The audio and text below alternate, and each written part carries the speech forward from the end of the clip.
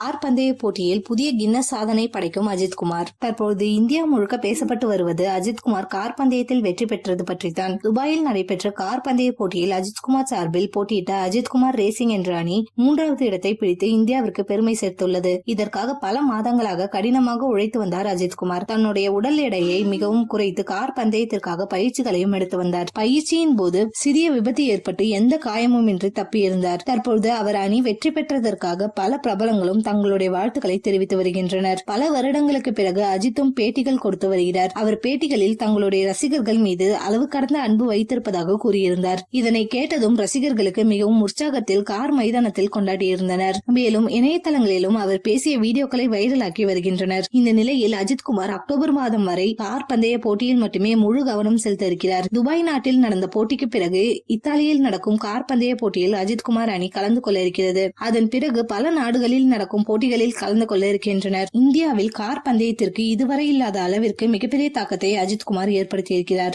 மேலும் உலக அளவிலும் கார் போட்டிக்கு மிகப்பெரிய வரவேற்பு அஜித்தின் மூலம் கிடைத்துள்ளதாக பலரும் கூறி வருகின்றனர். கண்டிப்பாக இந்த வருடத்தில் அஜித்குமார் புதிய கின்னஸ் சாதனை படைக்க வாய்ப்பிருப்பதாகவும் சொல்லப்படுகிறது. தற்போது 3வது இடத்தை பிடித்துள்ள அஜித்குமார் ரேசிங் அணி இந்த வருடத்தில் முதல் இடத்தை பிடிக்க அதிக வாய்ப்புள்ளதாம். பயிற்சி எடுத்து சில மாதங்களிலேயே 3வது இடத்தை பிடித்திருப்பதால் தொடர்ந்து போட்டிகளில் கலந்து கொண்டால் முதல் இடத்தை நோக்கி செல்ல அதிக வாய்ப்பிருக்கும் எனவும் கூறப்படுகிறது.